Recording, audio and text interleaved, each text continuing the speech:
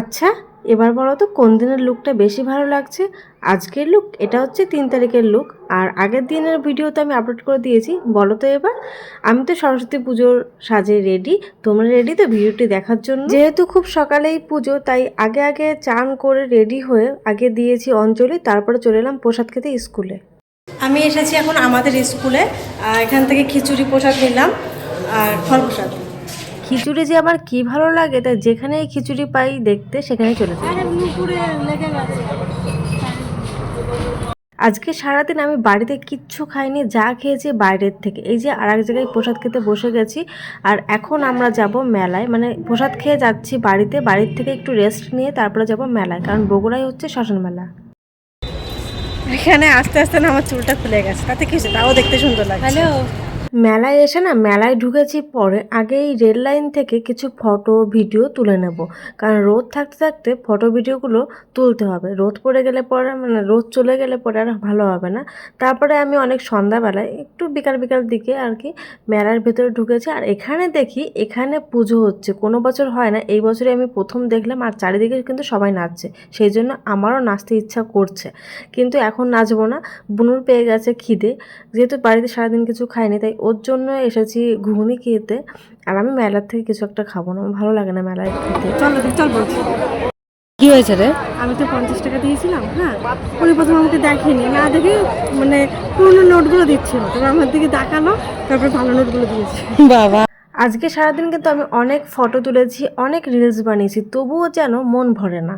কারণ এই যে এইরকম সাজ আমি কিন্তু এই প্রথমবার সাজলাম, মানে মাথায় এরকম ফুল দিয়ে, একদম বিয়ের সময় সেজেছিলাম মাথায় ফুল দিয়ে, তাছাড়া আর কিন্তু আমি মাথায় কখনো ফুল দেইনি।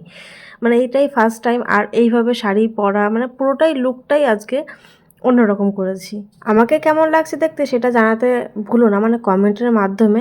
আর মেলায় এসে না আমার এই বেলুনগুলো ফাটাতে মানে ভালো লাগে, বন্দুক দিয়ে গুলি করতে। ছোটোবেলায় কিন্তু আমি ভয় পেতাম, মনে হতো যে এটা অরিজিনাল গুলি, এরকম ভয় পেতাম। কিন্তু এখন বড় হয়েছি, 2-1টা বেলুন ফাটাতে পেরেছি, আর বাদবাকি কিছুই ফাটাতে পারিনি। তবুও একটা মজা লাগে না মেলায় এসে। এবার মেলায় এসে কোনো রাইড আমি করিনি, কিন্তু এগুলো করেছে। রাইড করতে ইচ্ছা ছিল, কিন্তু যেহেতু সারাদিন তেমন কিছু আমি খাইনি, এবার রাইড করলে পরে যেমন নাগরদোলা আছে, ওতে না মাথা ঘোরাবে, ওই জন্য আমি রাইডগুলো করিনি। আর এখানে আমার আনন্দ থেকে বুঝতেই পেরেছি যে একটা বেলুন আমি গুলির সাহায্যে ফাটাতে পেরেছি। তোমরা কেমন মজা করলে সরস্বতী পুজোর দিন? 2 দিনই কি বেরিয়েছি কিনা সব কিছু কিন্তু কমেন্টের মাধ্যমে জানাবে।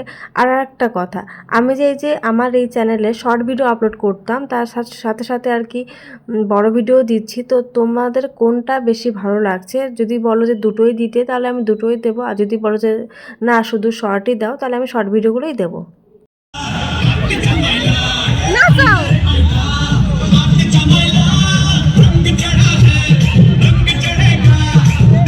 এইরকমভাবে গান চললে পরে আমি না নেচে থাকতে পারি না আর কি। মানে এই যে পুজোর সময় যখন আমি শাড়ি পরি, তখন আমার নাচতে ইচ্ছা করে। চারিদিকে যখনই গান শুনি না কেন, আমার একটুখানি শরীর মানে নাচাতে ইচ্ছা করে। আমার খুব ভালো লাগে এরকম আর কি নাচ। আর এটা তো কিন্তু এবার প্রথমবার এরকম নাচ হচ্ছে, আর আমার তো খুব মজা লাগছে। আমার হাজব্যান্ডের সঙ্গে নাচছে, এরপরে দেখতে পারবে শালি, জামাইবাবু, মানে আমার বোনের হবু বর, সবাই মিলে একসঙ্গে অনেক মজা করছে, একটু পরে দেখতে পারবে।